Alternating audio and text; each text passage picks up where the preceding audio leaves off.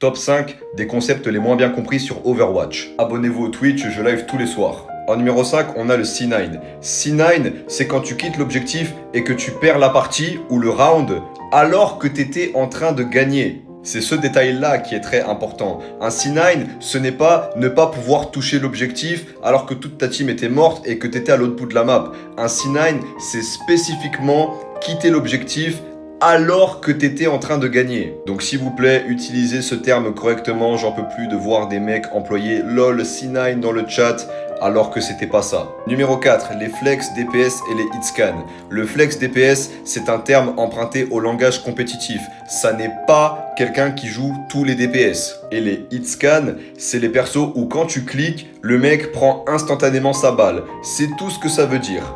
Et en pro play, tu vas avoir le flex DPS et le hitscan. C'est possible de jouer double hitscan ou double flex DPS, mais je vais pas rentrer dans les détails parce que ça va être trop chiant à expliquer. Les hitscans, c'est les persos comme Soldat, Cassidy, Widow, et les flex DPS, c'est les persos comme Genji, Echo, Pharah. La seule exception, c'est Tracer, parce que Tracer, c'est techniquement un hitscan, parce que quand t'appuies, ils se prennent directement les balles, mais c'est plus joué par les flex DPS que les hitscans, même si c'est joué interchangeablement par les deux.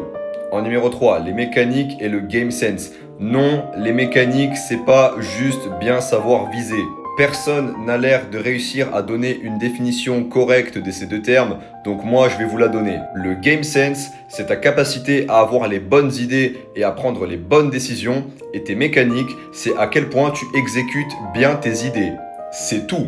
Donc dans les mécaniques, il y a l'aim, mais il y a aussi également comment tu te déplaces. Est-ce que tu utilises bien les covers? Est-ce que tu utilises bien tes habilités de mouvement si tu en as? Les mécaniques, c'est pas juste l'aim. À noter qu'avoir un bon game sense, c'est mieux que d'avoir des bonnes mécaniques, parce qu'une bonne idée mal exécutée, ça sera toujours mieux qu'une idée de merde bien exécutée. Numéro 2, le positioning. Encore un terme super vague que je vois plein de gens ne pas comprendre, donc je vais vous expliquer ce que ça veut dire.